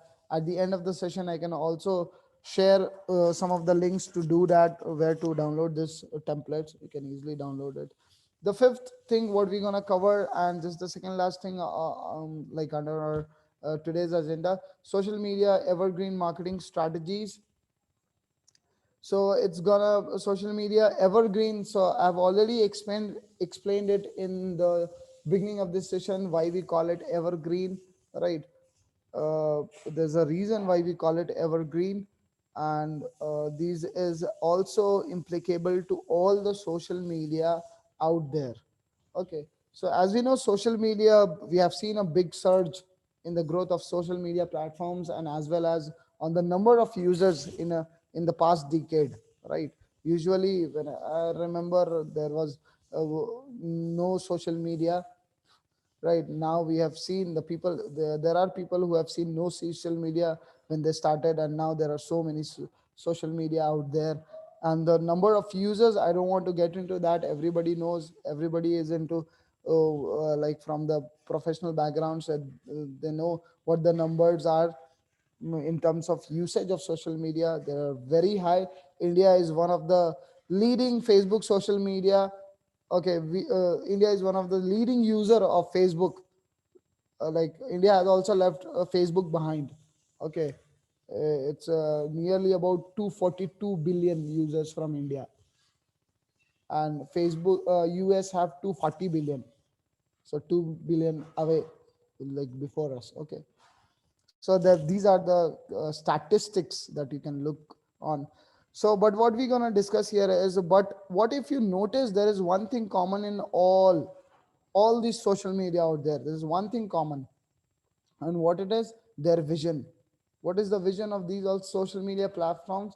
Are bringing world together, bringing the world together, connecting people, connecting all the peoples at one platform. This is uh, like more or less the vision of, we can say this is a common vision of all the social media platform. So they operate in the same way. We need to understand this: they operate in the same way, just with more or less features. Facebook operates in the same way, LinkedIn operates in the same way, Instagram operates in the same way, Snapchat, whatever you use, Twitter, whatever you use.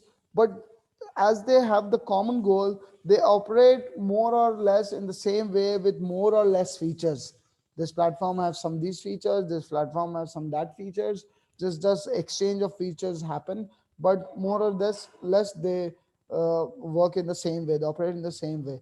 So we're gonna talk and we're gonna pull up one social media platform, and we'll have a couple of understanding on that social media, and that will be viable and implicable to all of the social media. That's why we call it evergreen strategy.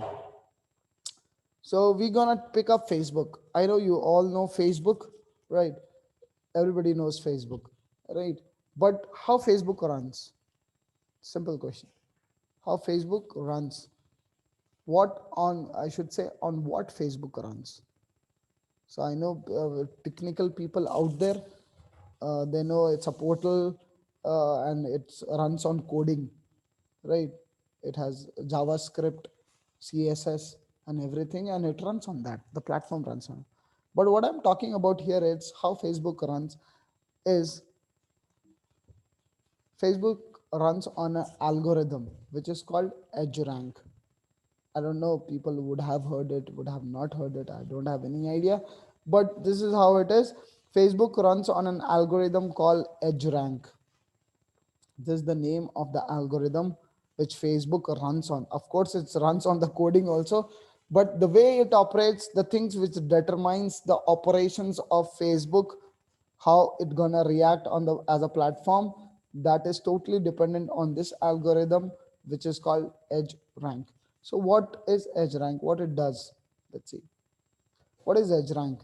EdgeRank is an algorithm made of three elements. Okay, made of three elements. That is called affinity, weight, and decay. EdgeRank is made of these three elements. And what it does, what EdgeRank does and made of, I've already told you. So what EdgeRank does and made of. So EdgeRank is responsible. It sorts the post to your news feed. It sorts the post to your news feed. So you know what is a news feed. When you open your Facebook or LinkedIn, anything, the first wall which you see where all the posts are there and you scroll it, keep scrolling, there's an infinity scroll to it, right? So that is called a news feed. So in simple words, it EdgeRank decides whom to show what. It's edge rank is the one who decides whom to show what. So now you are like you're focused totally on edge rank, right? This is the one which is responsible to show whom to show what, right? So this is the one. The things which you see on your wall or your news feed is just because of this particular fellow, which is called edge rank. That's how you see it. That's the reason you're seeing it. It decides whom to show what on basis of couple of parameters. And what those parameters are, it is made of three things. And very amazingly, marketers control two of them. Marketers, they have control over these two things which EdgeRank is built of. We can control two of things. That's amazing. All right. So let's see how they work with the platform. So the three things which EdgeRank is made of is affinity, weight, and decay. So what is affinity? Affinity, how EdgeRank sorts posts to your news feed, and how it segregates whom to show what, and which person would be seeing which kind of posts. It's totally depend on EdgeRank, and it EdgeRank determines it by seeing on three aspects, that is affinity, weight, and decay. What is affinity? Affinity is, if you take up the literal meaning, it will give you an idea. Affinity means is the personal favoring or the personal liking towards something. Okay. So how you see a post on Facebook, why you see that certain post on Facebook. Okay. So the reason, because it's affinity.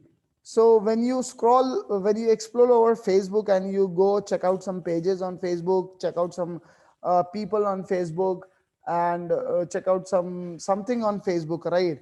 So what EdgeRank gets a signal about it is that this person, this profile is showing a interest. So let's say I went to Elon Musk page today. Okay, his personal page on Facebook. Okay, and then I started following. So according to this parameter affinity, what edge rank will think about me? It will certainly think that this person is interested in entrepreneurship, motivations, because he's following Elon Musk, right? So it has personal liking towards Elon Musk, his company, his company, his entrepreneurship, his motivations, whatever he does. That is called affinity, and that's how EdgeRank does. So next time, based on this affinity, when you have liked it, when you have followed it, and even though you have not followed it, when you just interact with his page, see his post, like something, comment on something, small work, small touch, right? The next day, what happens? You see posts from Elon Musk on your news feed. Why? Because of this affinity. Now, EdgeRank has understood this particular user of Facebook is interested in this, right? So, affinity is important. That's how the posts are getting segregated. That is called affinity, liking towards any page or person or anything which is out there on Facebook. When you interact with them, it's gonna pull up on your, it's gonna post you on your news feed. It's just because edge rank affinities thing. Okay, the second thing is weight. Weight, when we say weight, weight is what? A weight of a post. So we have seen there different kind of content, different types of content, and different forms of content have different weight. uh, Different types of content and different formats of the content, they have different weight. Just a sec.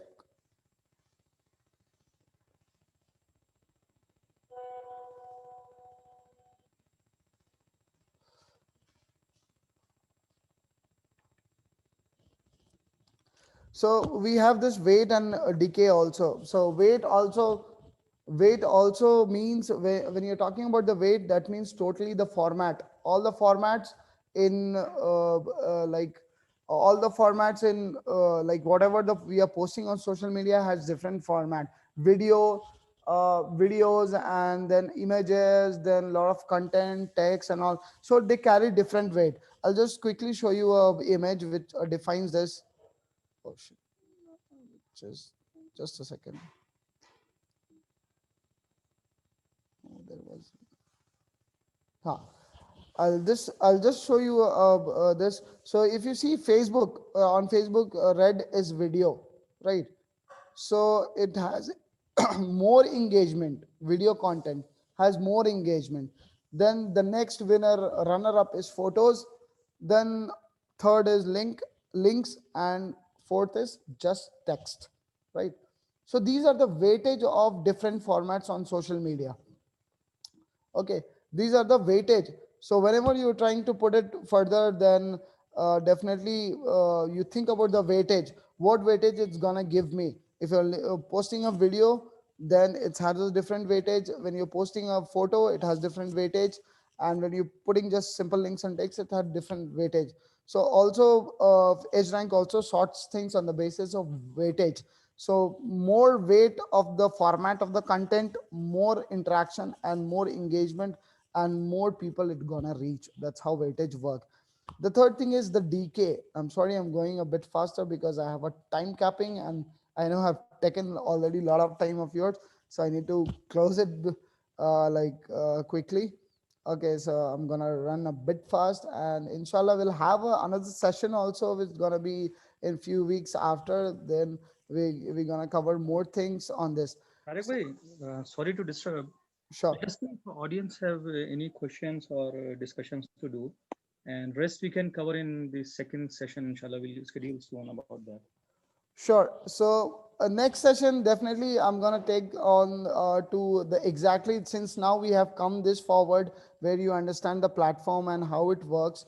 Okay, affinity with the rank, like all the way down to the ground level with the how Facebook and social media is working with the algorithm, right? So next time we'll cover all the social media strategies in that sense, and we're going to look on how we can create some strategies, the strategies which we can use, and we can also cover the tools which can help. So I'll jump off to one of just one slide, Saibhai. I just want to cover one slide so that it's like we can see the whole value of it. So that tools that I was talking about, which can help you people on doing all this stuff out there, is like these are, I have some listed. Okay, so to build a buyer's persona template, HubSpot, you can just Google buyer's persona template of HubSpot. You can directly download it from their page. I can share the link after this. The second is Canva. Canva.com is one of the greatest collateral building tool. Lot of stuff you can create for your marketing from Canva, presentations, then brochures, then like you name it and you have it there. So it has a lot of pre-made templates there. You can utilize it for making your collaterals stuff. And then buffer.com is one of the social media automation tool.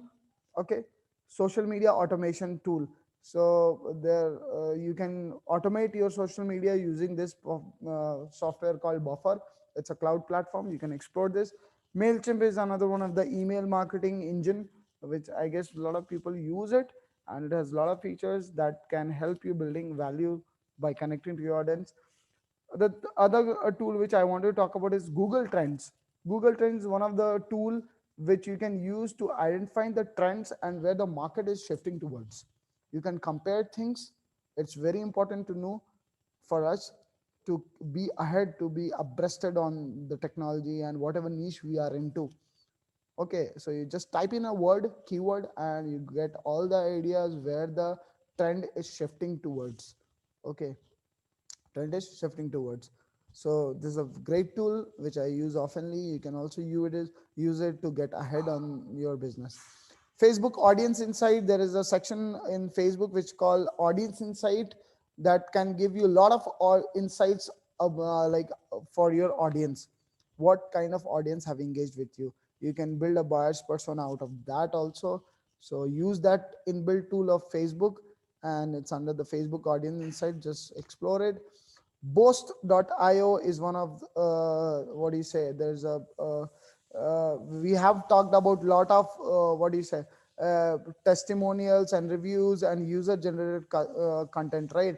Boast is a tool to collect a template, sorry, testimonials, reviews, and everything. It's a cloud based platform where you can send easily people to give their testimonials and all. So it's not free, but you have a free you can have a trial version of it, and you can explore it. If you like it, you can later go for it. There are alternatives also. So these are just a couple of tools which can help you in doing all this stuff in digital marketing and all. Okay, so now we're gonna take up some questions, not more than for 10 to 15 minutes, because I'm already late. I'm really I'm from the core of my heart, I'm really sorry for that, that we I never thought we got will get this much extended.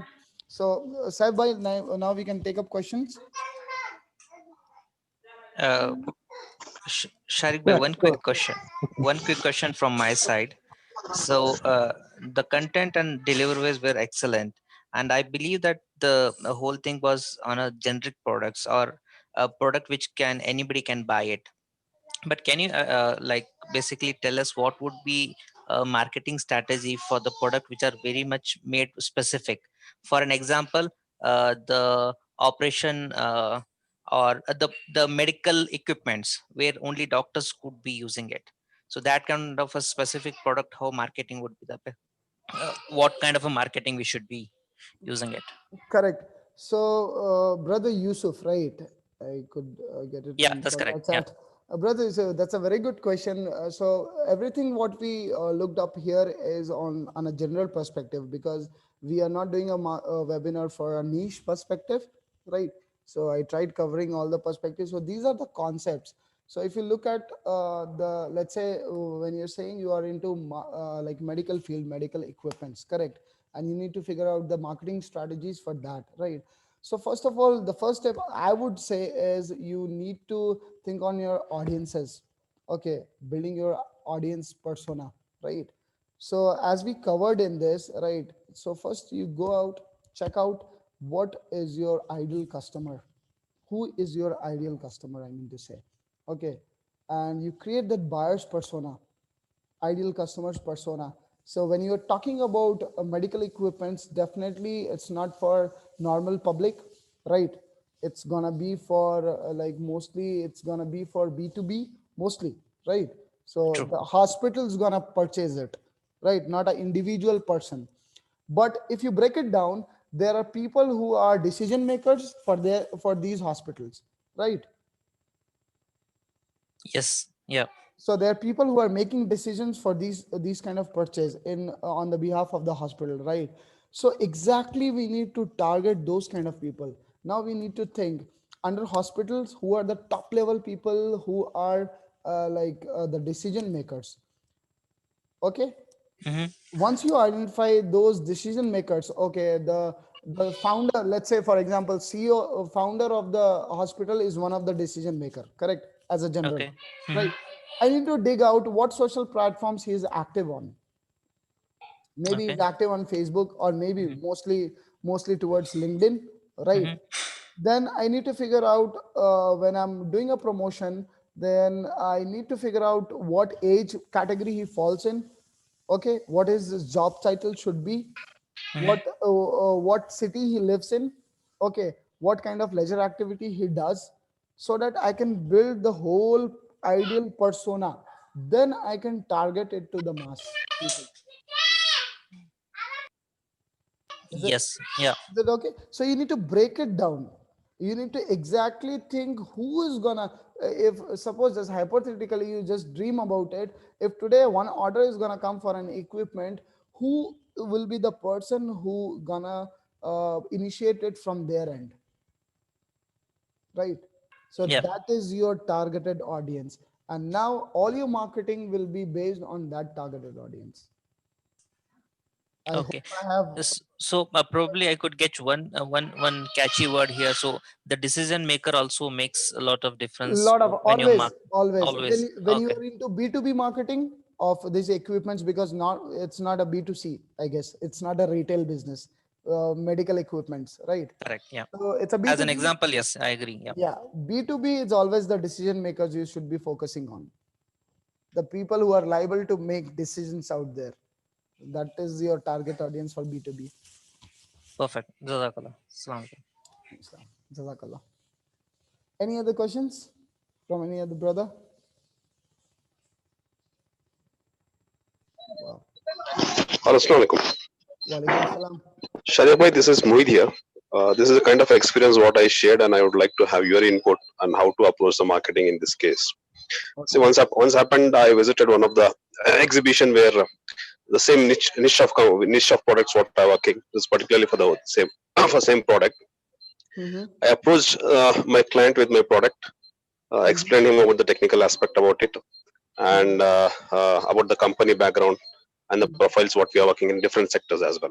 Mm-hmm. So in terms of technically as well as having a good hold in market also we explained. But Mm-hmm. the owner of the company was not ready to listen, saying Mm-hmm. that we already have our own client and we have already established our source of line. So he Mm-hmm. just tried to avoid me. The Okay. other moment I went along with one of my partners who was already his friend was already known person. Okay. Okay, so then I got an entry over there. Okay. It was kind of influence which makes a lot.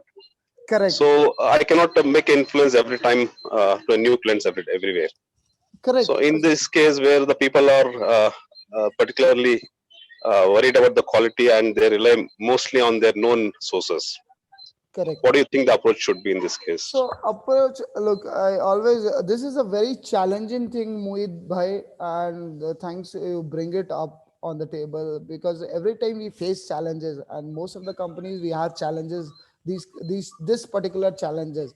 Okay, even today also I feel I face this challenge every day. But what a very liable solution which I see for them, like, so using the same phenomena, when you said like the first time you that person was not ready to listen to him, but later in the second approach you had a person who was familiar to him, and that's how you got the entry, Yeah. right? So that is totally in digital marketing we call it we can call it influencers. You got an Hmm. influencer right there Yeah, who yeah. influenced you to him to get an entry. right? Yeah. Yeah. In the same way, what you can do is as I was telling the brother Yusuf, you can prepare your target audience, right? The moment you Mm, prepare your decision makers and target audience, and then you can break it down. Let's say I have a 10 people. Okay, these mm, are all 10 CEOs of this 10 different companies. Okay, mm, mm. then we need to look on who can influence them. Okay. Okay, Okay. who can influence them. Then Mm, we can, in terms of digital marketing, we can explore his social profiles on LinkedIn, whom they mm, are following, whom they are getting motivated from. okay. Okay. So you can use those channels digitally to get in, like the way Okay. you did it for physically. You got a friend Yeah. and was knowing. So there are a lot of influencers out there on social media, on digital channels. You can utilize them to get an entry. Okay. And the other Okay. thing what I would also suggest is like whenever you like this is how. So have you heard about brand marketing, right?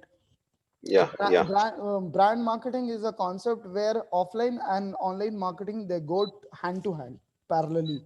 Okay. Mm, mm, So most of the times my sales team also complains that whenever we go to some client, okay, but sometimes we face a problem that they are not ready to listen. Okay. yeah. So the only reason behind it, which I see, is we are not we are not well branded. That means Mm, mm, we are not well branded in that manner. Okay. So mm. what you need to do is you need to align your conventional marketing, traditional marketing with online marketing. So before meeting this person or any company, make sure they have seen you online somewhere. Okay. Okay. Okay. Make sure they have seen you online. They have engaged with your mailers, newsletters, or they have engaged with your social media platforms, or they have come to any of your webinar or anything. They have engaged with you socially on online.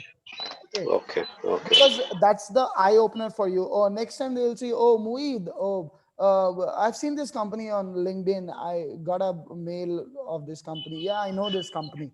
So that is the Okay. entry influence that you get. Okay. So try to do that when you have the list, then try to approach these people on social things also, so that they know you from before. Okay. Okay. And at A the good end, point. yeah, at the end, when you meet them, you are not totally an alien for them. True. True. True. So that's how we are Okay. trying to cope up with that challenge. Okay. Okay. Thank you. Thank you for your You're insight. welcome. Any other brother?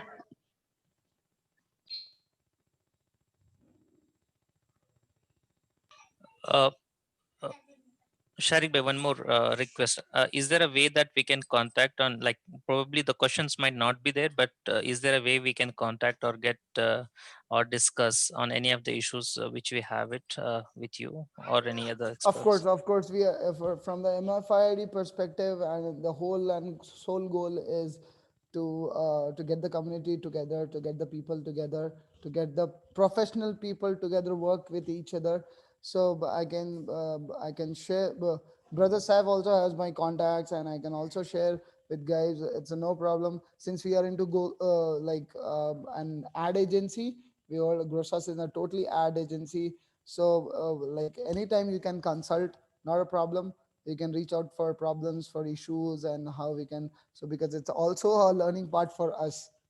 A lot of things which come up, we haven't thought about it. So of course you can reach out to us anytime. So is there a median like mobile number or email Of which course, at the end of the session, I would we can share in the chat. I can share my Mhm. email ID and phone number on the chat so that we can connect. Jazakallah khair. Yeah. So let me put it into chat. Any other questions, brothers?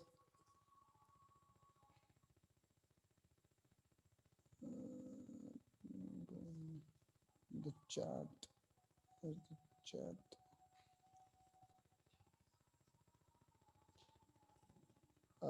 I guess none of them are like with more questions. Couple of questions we had, and those very good. So I guess if people are not coming up with questions, then we can end up this session here. Okay, Jazakallah, brothers, and I guess we can share. I'm not getting the chat box. Okay, chat box. I'll just post my.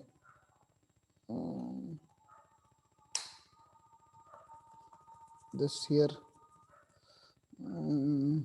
There's a common email ID which have you can post it here. .com. Just a second. And my phone number also not a problem. You can directly call me up. If I'll be happy to help you if people can. If you're calling and looking for some help. Okay, brothers, Jazakallah khair, and thank you for everyone to join in and bear with me for this long 2 hours, kind of 2 hour session. And inshallah, we'll be taking up more sessions in the future, and we'll be covering this what is left out with the strategies and the tools. And Sabba has already we are working on some more sessions in the next coming Feb month. So we'll take up those sessions there, and Jazakallah khair for joining this and bearing with me. And I also thank Brother Saab to bear for 2 hours. He Jazakallah, Sharik bhai. It was a very nice session. Jazakallah. Wahid bhai. Yeah. Thanks to all participants for joining this session and making it more successful. I think we extended half an hour, more than half an hour. So it went till more than 2 hours, mashallah. So it shows the interest of the participants as well. We will definitely have more sessions from you, Sharik bhai. Inshallah. Inshallah. Jazakallah. So, and for others also, if you want to take any session, you can reach out to us. And if you have any topic you want to listen from us, so you just do leave the message or ping us. Inshallah, we will try to arrange session for those topics as well. Jazakallah khairan kaseera. But for some reason, still I don't see the mobile number in the email what Sharik bhai shared. I'm not sure, it might be a technical issues. So and some other people also basically message the same thing. So I just wanted to highlight that. Okay, can you just share, Sharik bhai? I just shared it right now, but I don't think I just shared. You guys can see my email, right? You can spread. But I did share my to Yeah, we select everyone. You can just tell your number so that I can type here. No, I'm just Yes, posting that it. is correct. Probably you might have sent it to a person individually. Now we able to see it. Now it came. Yeah. So I have to send it to everyone. I selected one. Sorry for that. Okay, Jazakallah, brothers, and you can reach out to me anytime. Not a problem. Okay, and we'll catch up in next session. Jazakallah. Jazakallah khair. Assalamu alaikum. Assalamu alaikum. So we'll end this session now. Jazakallah.